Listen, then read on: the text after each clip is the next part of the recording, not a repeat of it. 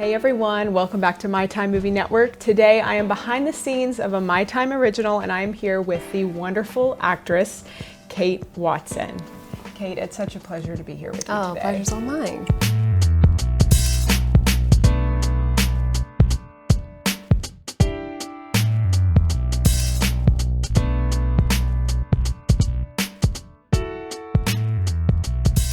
How are you doing? How's it going? It's going. We're just in the middle of shooting, and it's going really well. Day 7, right? Day 7, but second for me, actually. Oh, so, really? Yeah, so I'm in I came in as they're already about a week in. So, okay. Yeah. And are you blonde normally? Yes, I am blonde. This is not my natural hair color. It looks amazing, though. Thank you, they did a great job. Yeah, they did and I such a good feel job. like it really is a nice look for Katrina. Absolutely. Once you get to know who she is, it's very her. I would love to know, how did you get into acting? I grew up on stage as a dancer, and my mother was a singer. And so I think as a dancer, you do learn how to kind of emote, right? Mm-hmm. Physically emote as you're dancing. To be a great dancer, you have to emote. And then that just kind of naturally transitioned. When I was a teenager, I started doing musical theater, and then kind of fell in love with acting as a craft. That's amazing. There's a lot of similarities, right? There are a lot of similarities. I think that it's body control, a lot of people don't understand, but as an actor, a lot of it is understanding the mechanics of your body. It's a lot of technicality, especially on film also. Being able to hit a mark, knowing where to be, remembering continuity with your body. And I think for characters, I find that for me, being such a physical person, just in general, how I explore art, is, how does someone hold themselves? Sometimes a character will be a little bit turned in, and sometimes when they're more confident, they walk a little taller and they sit a little straighter. So yeah, physicality is always interesting to dive into. Absolutely. Yeah. I was going to ask you, in terms of when you prepare for this role, Yeah. do you have certain techniques that you use? Are you doing more physical things? What I really use to get into a character is music. So I think that hit me very young, was understanding how music can emotionally change you internally. So there are several songs that I have on a playlist for Katrina that kind of get me there as I drive to set that I'll listen to. That's so amazing. Yeah. The music's powerful. It is. It really is. Mm-hmm. Now, do you have a favorite genre that you like to play in? I would say I love thrillers. They're kind of what I watch. I also write, so I write thrillers, and so I find myself gravitating to characters that are complex.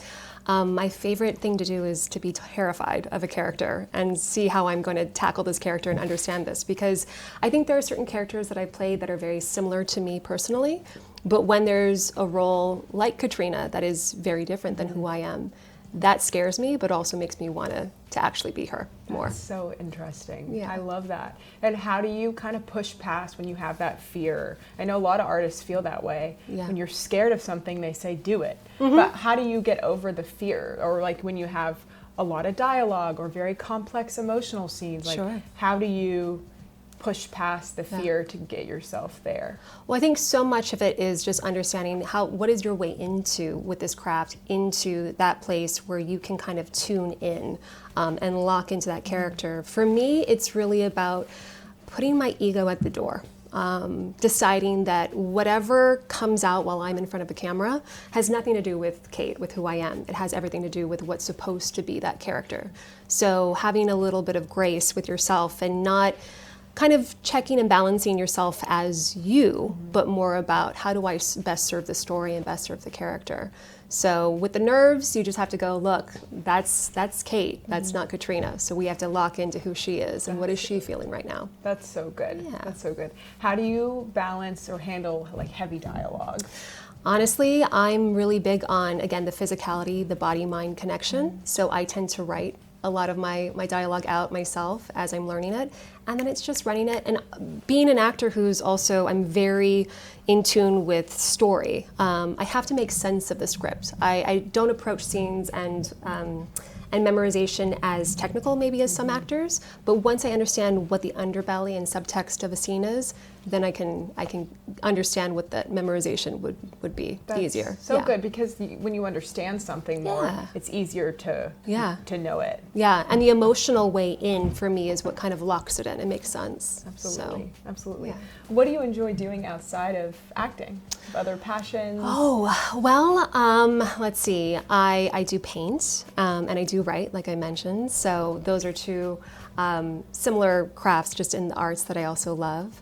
I do love movies, though. So I find myself watching a ton of movies and TV shows as well. Do you have a favorite movie or show that you're watching right now, or in general? Well, currently watching Apple TV, The Morning Show, which I think is brilliant, and complex characters that are imperfect and dealing with real world stuff that is really important. So I love that show right now. And then, yeah, I mean, we're coming up to the holidays, so a lot of holiday movies that kind of go on rotation. Absolutely. You know, so yeah. And this current movie that you've been filming, what's been the most rewarding part of it? Well, I think that, you know, what really interested me in this story, which I think is a fantastic story, because not only does it give you the entertainment of the twists and the turns, but it's grounded in real stakes of characters that are fully formed and representative of what happens in the real world. It's not movie world characters, it's real characters.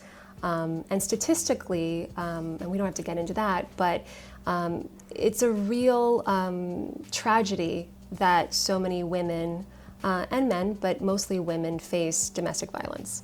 And so I feel like shining a light on that that's as truthful as we possibly can without sanitizing it in a way that is, you know, you can take that in and sit with that and be moved by that is really important. My first day, we actually filmed the ending of the movie, and I don't want to give that away just in case no one's watched it. But jumping in on that, you know, on that day and really seeing where Katrina ends up at the end of the film, it was a lot, and it was definitely a full swing of emotions, but really rewarding at the same time too. That's amazing. Yeah. Sounds very rewarding. It was, and it is. It's a great character.